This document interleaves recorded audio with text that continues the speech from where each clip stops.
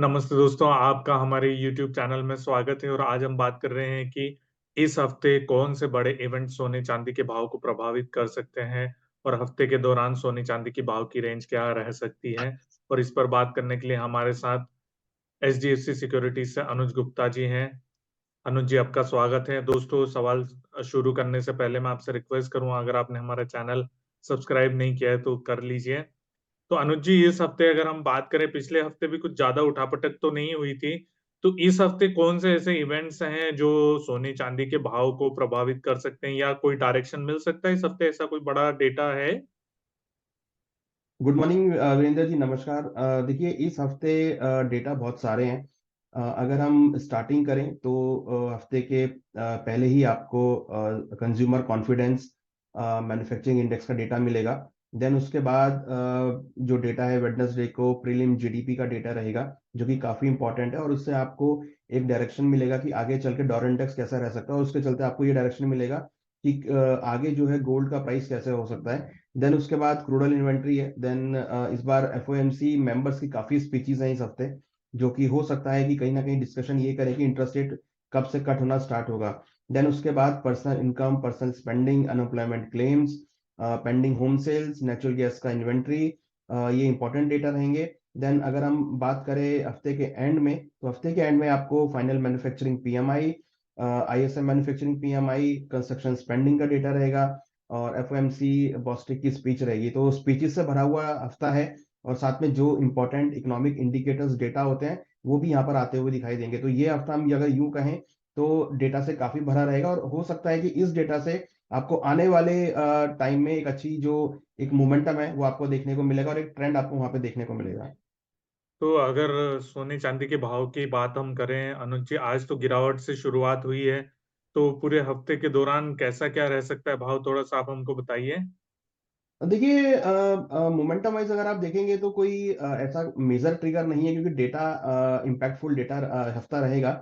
तो आपको एक डेटा से ड्रिवन मार्केट रहेगा। बट हाँ, कहीं अगर आप देखेंगे तो 62,000 के ऊपर सक्सेसफुली गोल्ड अभी भी ट्रेड कर रहा है। तो ऐसा कोई इंडिकेशन नहीं दिख रहा है कि कोई बड़ा यहाँ पर गिरावट या आपको तेजी देखने को मिलेगी, क्योंकि इंटरनेशनली अगर आप देखेंगे तो 2030 के आसपास प्राइस चल रहे हैं, जो कि काफी टाइम से एक कंसोलिडेशन में है। तो हमें लगता है कि जब तक प्राइस 2050 के ऊपर सस्टेन नहीं करेंगे, जो कि करीबन 62,500 का स्तर रहेगा, अगर 62,500 को ब्रेक करेंगे तो फिर आपको तेजी देखने को मिलेगी। अदरवाइज हमें लगता है कि 62,000 से लेकर 62,500 के बीच ही प्राइस मूव करते हुए नजर आएंगे। इंटरनेशनली $2010 से लेकर $2040 के बीच का प्राइस मोमेंटम रह सकता है। तो जैसे जीडीपी की बात की, एक बहुत बड़ा डेटा होता है, और अनएम्प्लॉयमेंट क्लेम, ये दो डेटा अगर इंडिकेटर के तौर पे माने हम, तो अगर जीडीपी एक्सपेक्टेशन लाइन पर आया तो क्या हो सकता है, और अगर नहीं आया तो क्या हो सकता है? वो थोड़ा सा आप हमें बताइए। देखिए, जीडीपी का जो डेटा होता है ये जनरली इम्पैक्टफुल इसलिए होता है क्योंकि इससे ये पता लगता है कि जो जीडीपी है, ग्रोस डोमेस्टिक प्रोडक्ट, वो इकोनॉमी का कैसा है। तो अगर ये डेटा पॉजिटिव नोट पे आता है तो फिर हो सकता है कि जो इंटरेस्ट रेट है वो आपको जल्दी कट होते हुए दिखाई दें।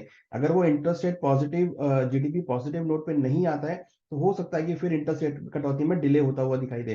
तो हमें ये नजर रखना है कि अगर जीडीपी का डेटा पॉजिटिव आता है तो फिर आपको इंटरेस्ट रेट में कट होता हुआ दिखाई देगा, और फिर उससे आपको गोल्ड में सपोर्टनेस आपको आती हुई दिखाई देगी। दूसरी अगर हम बात करें चांदी के भाव की, तो उसकी क्या रेंज रह सकती है अनुज जी? देखिए, चांदी के भावों में अगर आप देखेंगे तो कहीं ना कहीं जो मोमेंटम है वो हम कंटिन्यूस आते हुए देख रहे हैं। हालांकि $23 के ऊपर प्राइस नहीं जा पा रहे हैं। हमने देखा है कि $23 पे प्राइस आते हैं, फिर वहां से करेक्शन आती हुई दिखती है।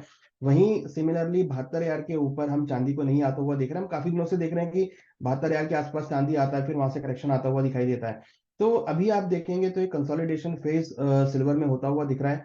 हालांकि थोड़ा सा टोन यहाँ पर जरूर वीक होता हुआ दिखाई दिया है। तो अगर हम लेवल वाइज बात करें तो हमें लगता है कि नीचे में करीबन 69,500, जो कि करीबन $22.5 का लेवल इंटरनेशनली होता है, और ऊपर में करीबन $23, जो कि करीबन 71,000 के आसपास के लेवल देखने को मिलते हैं। तो हमें लगता है कि 22.5 से लेकर $23 तक, और करीबन 69,500 से लेकर 71,000 तक के लेवल आपको रेंज में आते हुए दिखाई देंगे। और कहीं ना कहीं हम देख रहे हैं कि मार्केट जो है थोड़ा स्टेबल फॉर्म में है।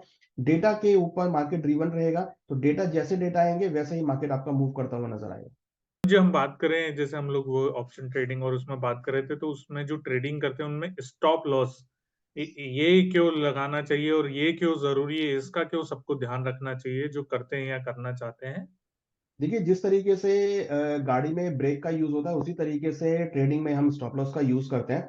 जैसा कि नाम है स्टॉप लॉस, मीन्स अगर हमें लॉस हो रहा है ट्रेडिंग में, तो अपने लॉस को ज्यादा ना बढ़ने दें और उसको पहले ही हम स्टॉप कर दें। तो मीन्स कि ये जनरली हम लेवल्स के अकॉर्डिंग करते हैं। जब हम कोई भी ट्रेडिंग स्ट्रेटेजी बनाते हैं, तो हम पहले ही ट्रेडिंग स्ट्रेटेजी से पहले हमको एक स्टॉप लॉस लेवल डिफाइन करना चाहिए और एक टारगेट लेवल डिफाइन करना चाहिए। तो जो भी लेवल आता है, अगर मान लीजिए सपोज करिए पहले टारगेट लेवल आता है, तो हम टारगेट पे निकलें, और अगर स्टॉप लॉस लेवल आ जाए तो उस पर जरूर निकलना चाहिए। क्योंकि अगर हम स्टॉप लॉस लेवल पे नहीं निकलते हैं, तो हो सकता है कि वहां पर एक बड़ा लॉस देखने को मिल सकता है। तो स्टॉप लॉस लेवल वो लेवल होता है जहां पर हम अपनी पोजीशन में एक मिनिमम लॉस लेकर एग्जिट करते हैं।